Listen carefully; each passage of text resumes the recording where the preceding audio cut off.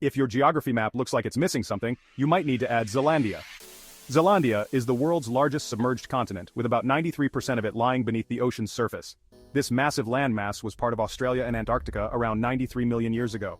Over time, it broke away and slipped underwater. Fast forward to 2017, and scientists confirmed that Zealandia meets all the geological criteria to be called a continent.